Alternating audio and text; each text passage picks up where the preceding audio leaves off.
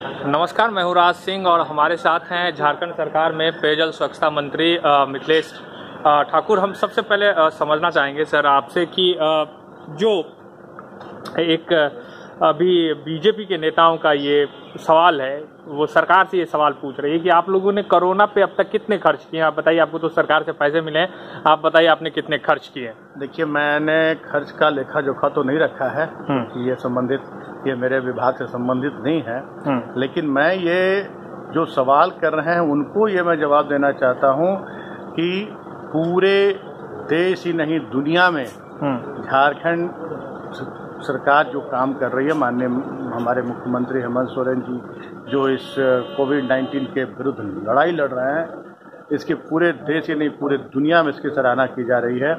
और मैं ये दावे के साथ कहता हूँ कि जो हमारी अंतिम पंक्ति के लोग हैं, जो एकदम दूर सुदूरवर्ती गाँव में रहते हैं, उन तक भी इस कोरोना महामारी से जो प्रभाव पड़ा है उससे उनको भी छुटकारा दिलाया जा रहा है। सभी घरों में राशन पहुंच रहा है, सभी जगह इलाज की व्यवस्था है और कहीं से भी किसी तरह की कोई शिकायत नहीं है।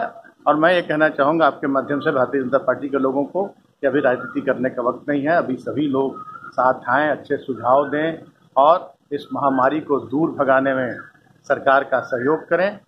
ये राज्य की जनता के हित में होगा, ना कि राजनीति का। आखिरी सवाल है सर, आप ये कह रहे हैं, लेकिन दरअसल जो बीजेपी के नेता हैं वो लगातार ये कह रहे हैं कि जो भी फैसला लिया गया केंद्र के द्वारा ट्रेन चलाने का या मजदूरों को लाने का, वो केंद्र की सरकार की पहल थी, उसमें झारखंड सरकार का कुछ योगदान नहीं है। देखिए, साहबगंज में सड़क पर लोगों को बिठाने का काम भी और फर्जी लोगों को जिन तक सहायता पहुंची थी उनको बिठाने का काम भी भारतीय जनता पार्टी के लोगों ने किया था। और रेल कैसे चली, कैसे मजदूर आए, ये किसी से छिपा हुआ नहीं है। हमारे माननीय मुख्यमंत्री के अथक प्रयासों का परिणाम है कि आज मजदूर यहाँ पहुँच रहे हैं, छात्र पहुँच रहे हैं और लोगों को सारे विभिन्न राज्यों में जो हमारे मजदूर फंसे हैं उनको लाने की तैयारी चल रही है। इसके लिए हमारे माननीय मुख्यमंत्री पूरी तरह से गंभीर हैं और उन्होंने ये निश्चय किया है कि जितनी जल्दी हो सके कि जहां भी हमारे राज्य के मजदूर फंसे पड़े हैं उनको हम लाएंगे।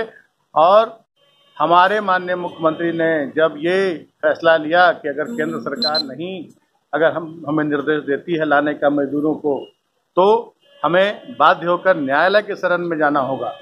और तब केंद्र सरकार का फैसला आया, पहले दिन फैसला आया कि बसों से हमको हमें लाने का कि ट्रेनें नहीं चलेगी।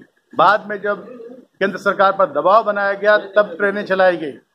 इसलिए अपने मुंह मियां मिट्ठू बनना ये भारतीय जनता पार्टी का ये नियत और नियति है। इसमें हमें कुछ नहीं कहना है, हमें राज्य हित में काम करना है।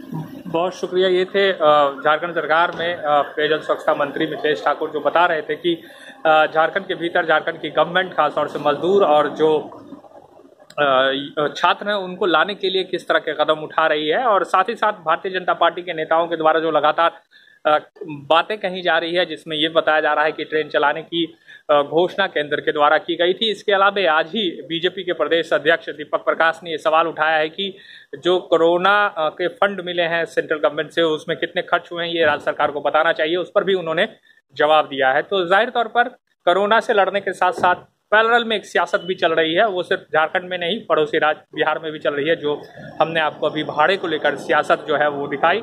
और झारखंड में बीजेपी और जेएमएम कांग्रेस के बीच काउंटर वार भी लगातार जारी है।